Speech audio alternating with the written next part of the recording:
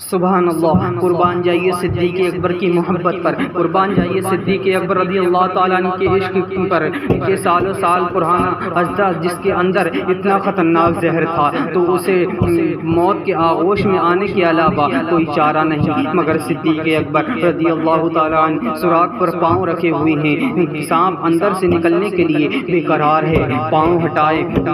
ہٹائے جائیں میں باہر آؤں۔ سانپ نے پاؤں کا بوسہ دیتے ہوئے وارننگ دی کہ اے ابو بکر اپنا پاؤں ہٹا لو، ورنہ اگر میں نے ڈس لیا تو یہیں پر دم توڑ دو گے، اپنا پاؤں سوراخ سے باہر کر لیجئے، اپنا پاؤں سوراخ سے ہٹا لیجئے، ورنہ اگر میں نے ڈس لیا تو فوراً زمین پر دم توڑ دو گے، کیونکہ میں بہت پرانا سانپ ہوں، میرے اندر خطرناک زہر بھرا ہوا ہے۔ پھر بھی صدیق اکبر رضی اللہ تعالیٰ عنہ اپنی جگہ پاؤں جمائے رہے اور دل میں مکمل فیصلہ کر لیا کہ کسی حال میں سوراخ سے پاؤں نہیں ہٹاؤں گا، چاہے کیوں نہ میں ڈس لیا جاؤں، چاہے کیوں نہ میں ہلاک ہو جاؤں۔ صدیق اکبر رضی اللہ تعالیٰ عنہ کا ارادہ اور بھی مضبوط تر ہوتا جا رہا ہے، ہرگز میں قدم نہ اٹھاؤں گا، کیونکہ آپ کے دل میں یہ خیال بار بار پیدا ہو رہا تھا کہیں ایسا نہ ہو کہ میں پاؤں ہٹا لوں اور یہ سانپ آ کر حضور صلی اللہ تعالیٰ علیہ وسلم کو کوئی اعجاز پہنچائے، کوئی پریشانی کرے یا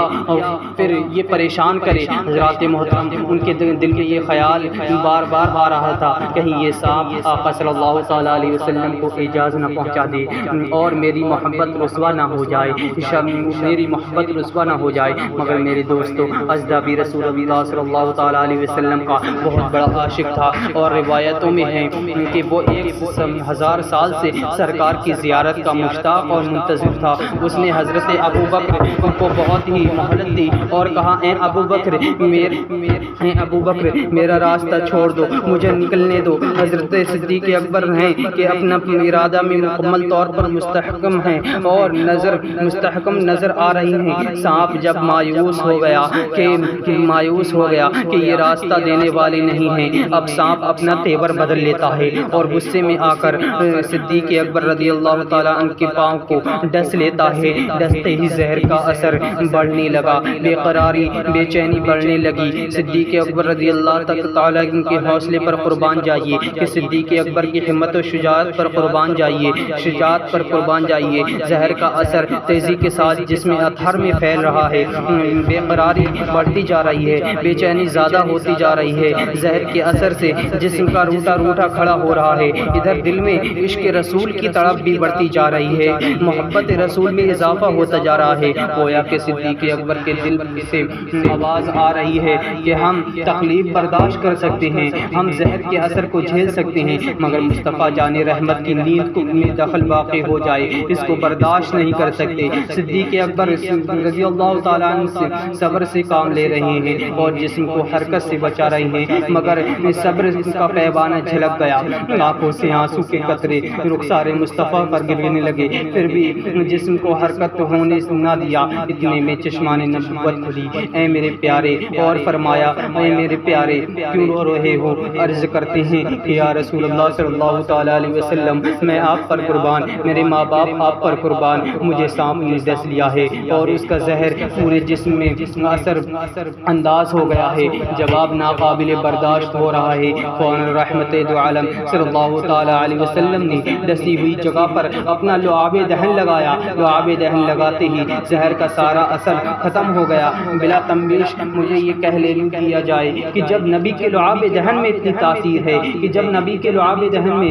تاثیر ہے، کہ سانپ کے زہر کو ختم کر دے، تو خود ذات نبی میں کتنی تاثیر ہوگی، ذات نبی میں کتنی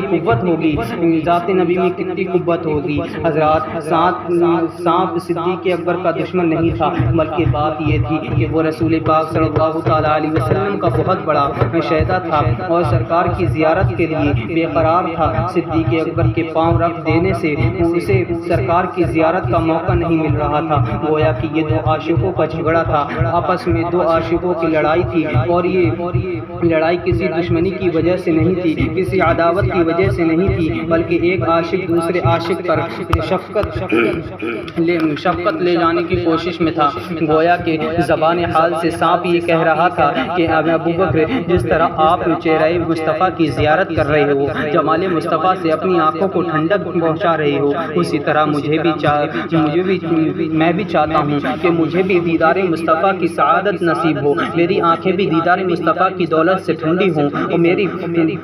اور میری صدیوں کی تڑپ دور ہو جائے، کیونکہ 1000 سال پہلے مجھے معلوم ہوا تھا کہ مصطفیٰ جان رحمت صلی اللہ تعالیٰ علیہ وسلم اس مقام پر جلوہ افروز ہوں گے۔ تب سے میں جمال مصطفیٰ کی صلی اللہ تعالیٰ علیہ وسلم کی تڑپ کے لیے اسی سراغ میں بیٹھا ہوں، کیوں نہ جانے کس روز آقا صلی اللہ تعالیٰ علیہ وسلم کی تشریف آوری ہو جائے اور آقا صلی اللہ تعالیٰ علیہ وسلم کی زیارت ہو جائے۔ اسی اشتیاق اور اسی انتظار میں آج تک بیٹھا ہوں۔ اسی لیے تو حضرات محترم، اتنی طویل مدت سے انتظار کے بعد اگر کوئی محبت میں حامل ہو جائے تو کیسے برداشت کیا جا سکتا ہے؟ گویا کہ صدیق اکبر اپنے عشق کا مظاہرہ کر رہے ہیں اور سانپ اپنے عشق کا مظاہرہ کر رہا ہے۔ سانپ اپنا کام کر رہا ہے اور صدیق اکبر اپنا کام کر رہے ہیں۔ میں آپ کو بتاؤں کہ ایک عاشق کی آنکھ کا آنسو بڑا قیمتی ہوتا ہے، وہ موتی بھی زیادہ مقام رکھتا ہے۔ چشمان صدیق سے آنسو بہہ رہے ہیں اور اس کے قطرے چہرہ والضحیٰ پر گر رہے ہیں۔ خدا کی قسم ان آنسوؤں پر قربان جو مصطفیٰ کی محبت میں نکلے ہوں اور دوبارہ سمجھنے کی مشتاق اس اپنے عاشق کی اس ادا سے بے خبر ہیں، تو یہ صرف عشق کا امتحان تھا اور یہ محبت کی آزمائش تھی، کیونکہ روایتوں میں ہے کہ جب صدیق اکبر رضی اللہ تعالیٰ عنہ کے آنسو چہرہ نبی پر گرے تو فوراً آقا نے آنکھ کھول دی اور فرمایا، اے ابو بکر کیوں پریشان ہو، چہرہ کیوں زرد ہو گیا ہے، آنکھوں سے آنسو کیوں گر رہے ہیں؟ صدیق اکبر نے اپنے رونے کا سبب بتایا۔ سرور کونین صلی اللہ تعالیٰ علیہ وسلم نے فرمایا، اے ابو بکر یہ سانپ تمہارا دشمن نہیں ہے، یہ اژدھا تمہارا مخالف نہیں ہے، بلکہ جس طرح تم میرے عاشق ہو یہ بھی میرا عاشق ہے، لہٰذا سراغ سے پاؤں ہٹاؤ اور سانپ کو آنے دو۔ اژدھا سانپ بارگاہ رسول میں حاضر ہونے کے بعد زیارت سے مشرف ہوتا ہے اور صدیوں کی تمنا آرزو پوری کر لیتا ہے۔